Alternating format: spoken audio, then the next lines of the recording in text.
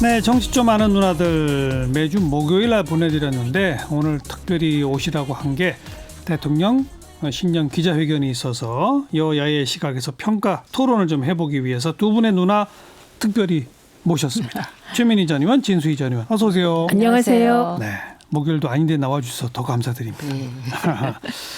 총평부터 한마디. 최민희 전 의원.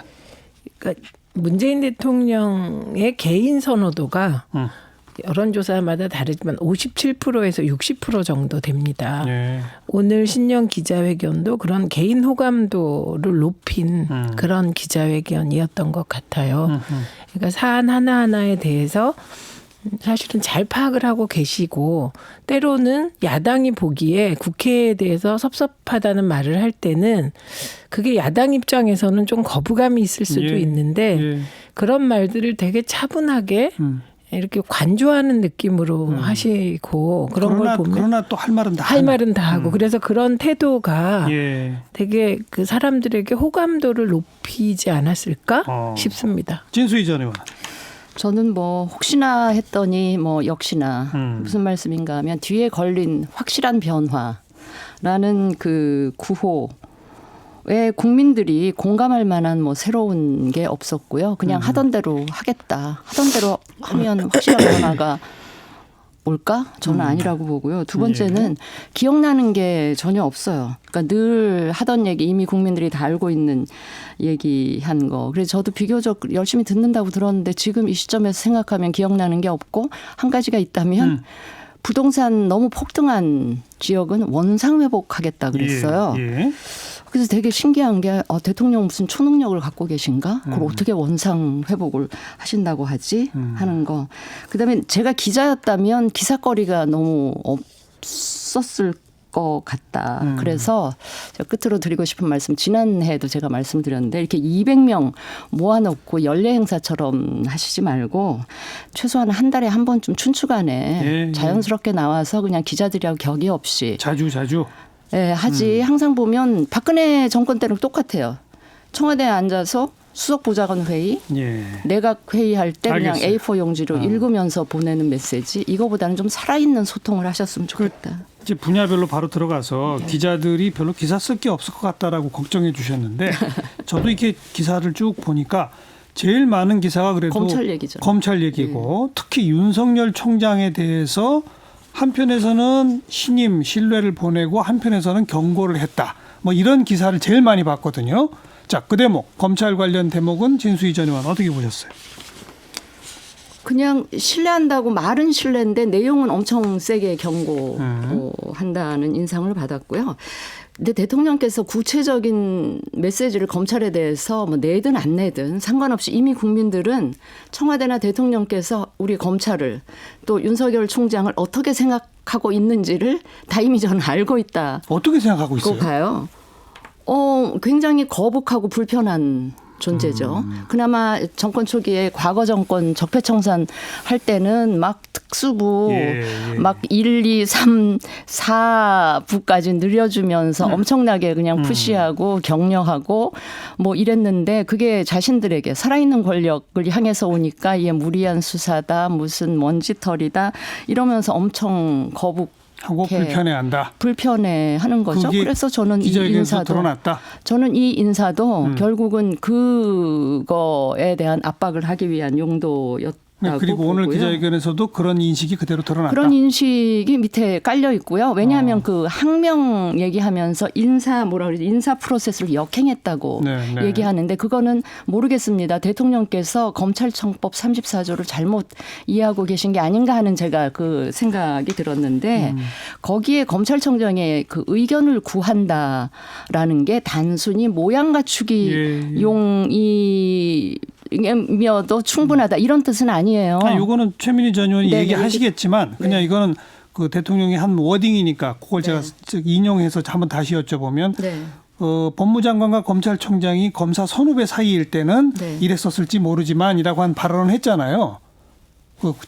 과거 관행에 대해서 네. 밀실에서 협의하고 했는지 모르지만 네. 그게 잘못된 거다라는 식의 발언. 그건 어떻게 생각하세요? 아니 그 인사라는 되게 공식적인 절차를 논의하는데 거기에 선후배 뭐 이거는 저는 말이 안 되고요. 밀실이라고 표현을 그 대통령께서 직접 하셨나요? 네, 저는 하셨으면 기사에서, 저는 그건 예. 잘못된 게 이제까지도 왜 윤석열 총장이 제3의 장소에서 장소. 예, 예. 그 장관과 같이 만나자 이 이야기가 무슨 하급자가 상급자한테 대역죄를 그 저지른 것처럼 그렇게 막 몰아가는데 통상 인사라는 게 뚜껑 열 때까지는 굉장히 보안이 중요하잖아요.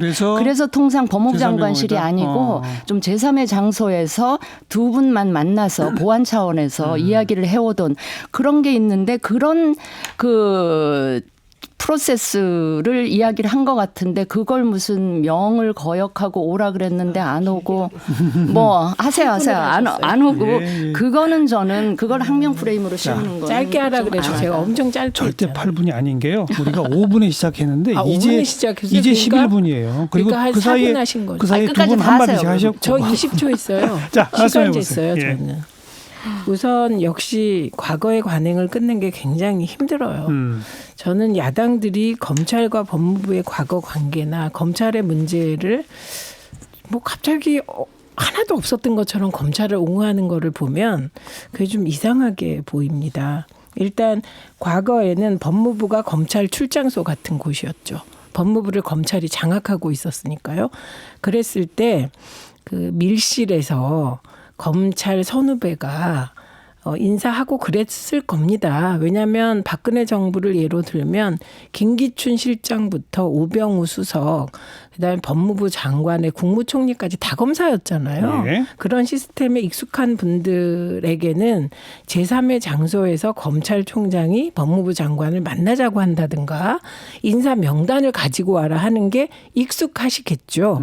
검찰개혁은 그런 잘못된 관행을 없애는 의미도 있기 때문에 저는 뭐 고쳐야 하는 것이다 이렇게 생각합니다. 그 얘기를 문 대통령이 직접 한 거다. 오늘 그거를 기자회견에서. 저처럼 이렇게 강팍하게가 아니라 점잖게 하신 것이죠. 네. 그리고 인사 프로세스와 관련하여 검찰청법 34조가 법무부 장관이 검찰총장과 합의한다가 아니에요. 협의한다입니다. 그렇죠. 예. 그래서 합의와 협의의 행정적 의미는 국민들께서 아실 거라고 생각합니다. 의견을 듣는 정도이죠. 이 또한 왜 그런 과거에는 합의처럼 됐냐. 검찰이 법무부를 장악했기 때문이라고 생각을 합니다. 예. 그리고 기본적으로 대통령께서 말씀하신 건 1. 살아있는 권력에 대한 수사도 2. 이전 권력에 대한 수사도 3. 검찰 자신들에 대한 수사도 이게 동일한 잣대에 의해서 진행돼야 된다. 과연 그러냐라고 물으셨고요. 그다음에 저는 윤석열 총장을 신뢰한다는 말씀 못 들었습니다. 제가 꼼꼼하게 봤는데. 다만 권력의 눈치 안 보고 수사하는 거에 대해서 국민의 지지가 있다. 이런 표현이 있었죠. 그렇죠. 그런데 신뢰한다는 말 안 했고요. 그걸 이제 기자들은 그렇게 해석하더라고요. 네, 직접적인 답변을 안 하셨고요. 이렇게 표현하셨죠. 지금 그런 이제 국민에게 신뢰를 얻고 있다. 네. 그런데 조금 더 검찰 개혁에 동참해 주면 국민이 더 신뢰하지 않겠느냐. 그러니까 결과적으로 보면 재신임한 것이죠. 네, 네. 제가 두 분한테 역으로 이렇게 정말 짧게 한 마디씩만. 이 진수희 전 의원한테는 최민희 전 의원이 한 고액이 아니 그 검찰 선후배 간에 법무부를 거의 다 뭐 이렇게 사실 파견 나가서 검찰국장하고 뭐 이렇게 쭉 그 시절 관행을 그대로 다 옳은 거라고 말할 수는 없는 거 아니냐.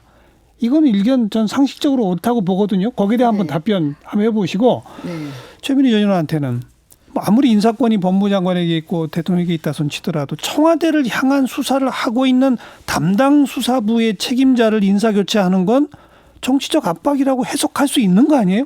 그것도 상식적으로 맞는 해석 같거든요. 한마디씩 한번 답변해 보세요. 그 인사 관행이라는 게 정말 그 관행 좀 바꿨으면 좋겠다라고 생각을 했더라면 이 정권 초기에 좀 그런 것까지 다 하시지. 왜 처음엔 안 했냐? 처음에요. 처음에도 그랬고 윤석열 총장 임명한 다음에 검찰 인사가 있었잖아요. 그때 저는 어떻게 했는지 그때는 뭐 법무장관이 박상기 장관, 박상기 네. 장관이 전 장관 때 아마 이제 윤 총장 의견을 들어서 이렇게 했을 거라고 봐요. 몰라요 지금 그 과정은 그런데 드러난 건 그 없습니다. 윤석열 사단이라고 하는 것도요. 이번에 보니까 사실은 추미애 장관이 판사 출신이시라 이제 검사 여러 검사들에 대해서 잘 모르시잖아요. 알겠습니다. 짧게. 그러니까 청와대에서 됐어요. 청와대에서 마련 제 질문에 했던 답변은 건데 왔습니다. 예.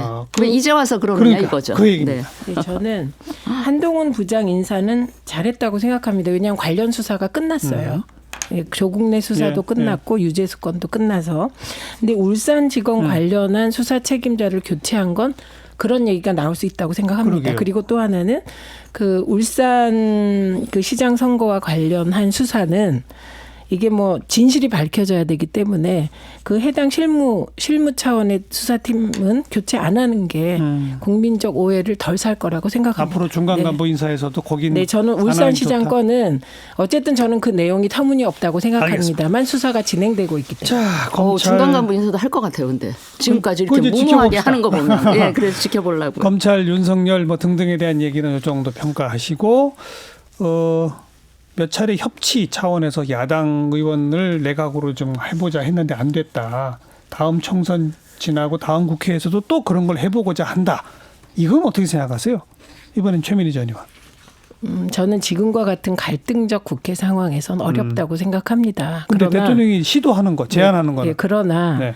야당은 한편으로는 제가 보기엔 거의 20대 국회는 흔들기 국회였던 것 같은데 그런데도 한편으로 청와대를 향하여 협치 안 한다고 또 비난을 하는 모순이 발생하고 있죠. 예. 그런데 좀 기대할 만한 지점은 정세균 총리 스타일입니다. 정세균 총리는 여야를 넘어 되게 좋아하는 분이세요. 예.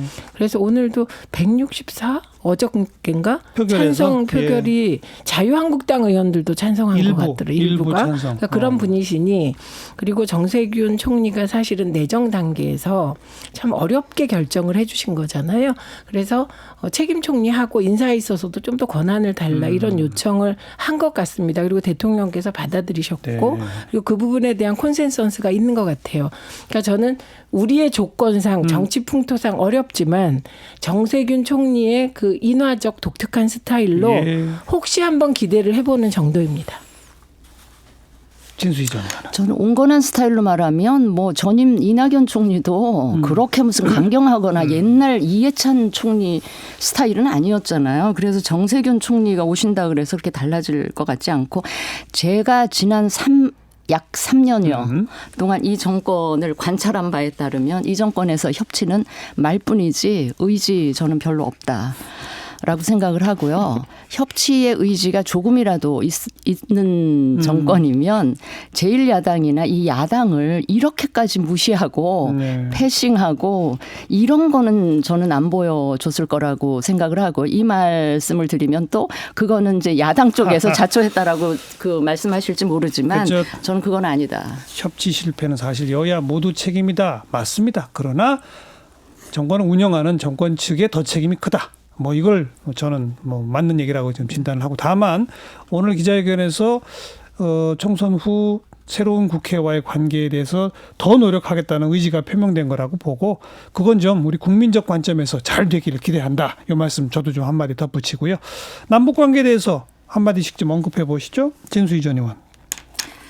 뭐 깝깝하죠. 잘 되면 저희도 좋겠어요. 그런데 지금 굉장히 교착 상태인데도 오늘 대통령께서는 뭐 그렇게 말씀하실 수밖에 없지만 여전히 그 희망적이고 좀 낙관적인 쪽으로 국민들께 말씀을 하시던데 대통령이 원하시는 대로 그렇게 갔으면 저도 좋겠습니다마는 제가 그 얘기 하시는 걸 이렇게 들으면서 참 대단하시다. 북한에 대해서 보여주시는 저 무한한 인내심과 포용력을 국내 지도자들이나 야당이나 자신을 지지하지 않는 나머지 절반의 국민들에게도 보여주시면 저는 아까 우리가 언급한 협치 이것도 저절로 분위기가 만들어지지 않을까 싶어서. 최민희 전 의원. 그냥 사실은 저는 지금의 야당들이 흔들기가 목적이라고 생각을 합니다. 그리고 남북관계에선 저는 문재인 대통령에게 한 가지 조금 부족했다고 생각하는 건 너무나 국내에서 흔드니까 보수 세력이 색깔론으로 흔들고 뭐로 흔들다 보니 그 북미 관계 진전에 남북 관계 진전이 어느 순간 하위 변수가 되면서 아무것도 못했죠, 뭐. 네, 그렇게 되면서 북한과 남한의 관계에 구멍이 뚫린 부분이 아쉬운 예. 대목이라고 생각합니다. 예. 그래서 너무 북미 관계 중심으로 왔고 뭐 물론 그래서 미국의 신뢰가 굉장히 돈독해진 건 맞습니다. 근데 그것만으론 한반도 평화가 이루어지지 않기 때문에 예. 저는 올해에는 남북 관계 측면에서 조금 더 적극적인 작업이 필요하다고 보는 뭐 쪽입니다. 대통령도 신년사부터 오늘 기자회견까지 계속 네. 그 얘기를 한 건데 네. 근데 이제 북한의 호응이 있느냐 이게 문제 아니겠어요? 근데 아니, 그거는 그동안에 북한은 남한에 대해서 섭섭할 수 있죠. 왜냐하면 너무 북미 관계 우선으로 예. 왔기 때문에. 근데 그 요인은 복합적이라는 겁니다. 저는 이 부분은 김정은 위원장이나 북한의 남한 정책을 하는 분들이 사실 북한과 중국의 관계와 우리나라와 미국의 관계가 다르고 그 사회는 야당이 없잖아요. 아무도 안 흔들어요. 근데 여기는 알겠어요. 엄청 흔드는 사회니까 예. 좀 북한도 이제 북한도 우리를 이해해야 된다. 네, 이해해야 합니다. 아니 다른 건 다 야당 탓, 뭐 워낙 탓을 하시니까 야당 탓해도 되는데요. 북한이 저렇게 막무가내로 나오는 거 이것까지 야당 탓을 하면 안 됩니다. 정말. 아니 한국당이나 야당들도 아니죠. 뭐 다른 당 빼놓고요. 아니 야당이 북한에 대해서 뭐라 그랬습니까? 이거 노골적으로 방해한 거 있나요? 있어요. 아니 있습니다. 북한의 김정은이 대한민국의 야당 때문에 자기가 하고 싶은 거 못한 거 있습니까? 그렇게 얘기하시면 저는 아닙니다. 그거는 진짜 사실을 힘들어요. 가지고 얘기해야 되는데 나경원 전 대표가 미국 관계자들을 예. 만나서 예. 그 북미 관계의 대화나 이런 것을 총선 이후로 미뤄달라든지 이거 방해 아닙니까? 저는 그거에 대해서 미국이 동의했습니까? 아니요. 아니잖아요. 지금 미국이 동의 여부가 중요한 게 아니죠. 우리나라의 야당 그것도 자유한국당은 그렇게 국가를 넘어서 자, 문재인 알겠습니다. 정부를 흔들고 한반도 평화를 흔들고 있습니다. 그 이건 정도로 나경원 의원의 팩트입니다. 영향력이 대단했다고 저는 아니 그런 시도를 한 게 잘한 겁니까? 이제 다음 옹호할 걸 옹호하셔야죠. 경제 민생 부분에 대한 답변들에 대해서는 진수희 전 의원 어떻게 평가하세요? 아니 이제 경제 분야가 중요하죠. 그런데 제가 아까 모두에도 말씀을 드렸지만 부동산 문제 얘기할 때 제가 되게 혼란스러운 게 뭐냐면 지난번 2달 전에 국민과의 대화할 때 우리 정부에서 가장 안정적으로 잘 되고 있는 게 부동산 정책이라고 말씀을 하셨단 말이에요. 그런데 1월 초에 신년사에서 갑자기 부동산 투기와의 전쟁을 하시겠다 그래요. 그건 뭐지? 근데 생각을 해보세요. 3년도 채 안 된 기간 동안 부동산 정책을 18번을 내놨어요. 예. 그래도 안 잡힌다는 뜻 아닙니까? 그런데 많이 오른 지역을 뭐 원상회복하겠다 그래서 무슨 초능력이 있나 제가 지금 그건 관심 있게 지켜본다는 말씀을 드리지 않을 수가 없고 또 하나 이명박 정부 때가 부동산 가격이 제일 그나마 안정되어 있던 기간이었어요. 그래서 아무리 꼴보기 싫고 평가하고 싶지 않은 정권이라 하더라도 부동산 이 가격 잡을 의지가 있으시면 그 기간 동안에 어떻게 했는지 좀 참고를 하시라고요. 최민희 전 의원. 그러니까 우선 사실을 좀 바로잡겠습니다. 그때 국민과의 대화 때 전국적으로 봤을 때 안정됐다고 말씀하셨습니다. 근데 지금 부동산의 문제가 국지적 상승의 문제잖아요. 그래서 그 부분에 대한 대책은 필요했고 이번 조치로 사실 집값이 상승하던 게 주춤한 건 맞고 일부 조정되고 있는 것도 사실입니다. 근데 그게 전부냐 그건 아니죠. 그러니까 원상 회복 얘기를 오늘 한 거죠. 그렇죠. 그래서 주춤으로 되는 게 아니다. 그렇죠. 그 얘기를 한 거고 원상 회복 시키겠다 이게 아니라 원상 회복 돼야 된다고 생각한다. 였습니다. 그러니까 그거는 사실 맞는 방향이죠. 근데 그걸 할 수 있냐 없냐는 지켜보면 되고 그다음에 지금 어떻게 2008년으로 갑니까? 그 사이에 박근혜 정부가 있었는데 박근혜 정부 때 초이노믹스 그래서 빚내서 부동산 사라고 부추긴 게 지금 우리나라 부동산 이렇게 만든 거 아닙니까? 게다가 이명박 정부에서 잘해서 부동산 가격이 안정됐습니까? 그게 아니죠. 우리 아무리 그래도 솔직히 얘기해야 되는데 이게 국제적으로 리먼 사태가 있었잖아요. 그 여파로 전체적으로 다 침체됐고 그게 이명박 정부 말기까지 회복되지 않았는데 그 박근혜 알겠어요. 정부 들어서서 부양책을 마구 쓴 거죠. 이제 그래서 문제가 된 겁니다. 그러니까 부양책을 마구 쓸 수밖에 없었다는 거는 그만큼 예, 부동산이 예, 안정되어 예. 있었다는 얘기이기도 알겠습니다. 합니다. 지난 10년의 부동산 흐름을 다 지금 평가하시는 토론으로 가고 있는데 그건 좀 그렇고 아무튼 지난번 국민과의 대화 그다음에 신년사 오늘 기자회견까지 계속 문재인 대통령 스스로가 이 부동산 문제와 이 정부의 실력 내지 능력을 자기 스스로 이렇게 엮어버린 듯한 감은 없지 않아 있어요. 이거 언론적 관점에서 보면 정말 이 원상회복이라는 단어 같은 게 튀어나오다 보니까 기자회견 말미에 어떤 기자가 추가 보충 질문으로 SBS 기자입니다. 확인 삼아 필요하다 그러면서 그 시점 원상회복의 시점이 기준이 언제냐 뭐냐. 취임이 시점이냐 언제냐 뭐 이것까지 캐고 묻더라고요. 네, 이 얘기는 SBS 기자였어요. 이 얘기가 무슨 얘기냐면 언론은 그런 관점으로 볼 수밖에 없거든요. 어떻게 생각하세요? 그거는 묘하게 얼굴매이 있죠 지금. 무슨 질문을 하시는지 모르겠고요. 근데 거기에 대해서 대통령께서 답변할 수 없는 질문이다라고 말씀하셨죠. 그 기자는 기준만 물은 게 아니에요. 그러니까 언제 집값이 떨어질 거냐 예. 이런 것까지 물었거든요. 그러니까 내 집 마련 필요한 사람들 참고 기다려야 그렇죠. 되느냐 그 이런 얘기인데 말까지 그건 물었죠. 정말 답변하기가 어렵다 이렇게 피해 가셨죠. 그리고 원상 회복 시키겠다 아니고 원상 회복 돼야 된다. 저도 그랬으면 좋겠습니다. 글쎄요. 네. 그러니까 안 되면 이 실력이 없는 게 되고 되면 실력이 있는 게 되고. 이래도 흔들고 저래도 흔드는 게 언론이니까요. 아니 진수희 전 의원. 야당이나 언론의 비판이나 지적을 자꾸 흔든다고 표현을 하시면 흔드는 게 그분들의 본분이에요. 해야 될 역할이다라는 말씀을 드리고 부동산 얘기를 자꾸 그러니까 기자들 입장에서는 일반 국민들이 제일 관심 있어 할 기자 편 드시네. 대목을 예. 질문을 대신해서 하잖아요. 예. 그래서 말미에 그런 질문이 있었던 것이고 저 역시도 원상회복 대통령께서 원상회복 돼야 된다 이렇게 한 말씀 하시면 예. 관련된 정부 부처는 그 말씀을 현실로 만들기 위해서 엄청나게 뭔가를 만들 거예요. 그런 점에서 대통령 한 말씀이 중요한데 과연 뭐가 나올지 저는 개인적으로 굉장히 궁금해하고 있다 하는 말씀을 드리는 거죠. 근데 저는 이렇게 토론이요. 네. 토론인데 예를 들면 지금 질문하신 부분이 그러니까 너무 단정적으로 얘기하면 안 되고 정책 특히 대통령께서는 근데 이제 원상회복이라는 단어가 그런 기자들의 질문을 유발할 수 있죠. 예. 그런데 저는 그게 원상회복 못 시키면 문재인 정부의 능력이 어떻고 이렇게는 연결이 안 된다는 말씀을 드리는 겁니다. 그런 식으로 따지면 대통령들은 정치 못하죠. 국회의원들은 진짜 큰일이죠. 그래서 과연 이제 저는 아까 흔드는 게 그들의 역할이라고 생각했는데 저는 아니라고 생각합니다. 아니, 비판을 비판적 흔든다고 대안을 표현을 제시해야 하시니까. 되는데 저는 요즘 기자들 어떤 분들은 흔드는 게 목적인 것 같습니다. 야당은 예, 저는 흔드는 것만 목적 기자들이 같습니다. 뭘 대안을 내놔요. 기자들은 요즘 합리적이지 않으면 비판하고 지적하고 아닙니다. 일관적이지 않으면 언론의 지적하고 역할이 기자의 역할이 비판적 대안을 제시하는 겁니다. 궁금증을 대신 질문하고 이러는 거죠. 네. 아닙니다. 자기들 궁금한 거 자, 묻습니다. 오늘 신년 기자회견. 기자들도 국민이잖아요. 우리 처음에 기자들은 초엘리트입니다. 처음에 검찰 얘기, 그 다음에 협치 이야기, 대북 남북 관계, 얘기.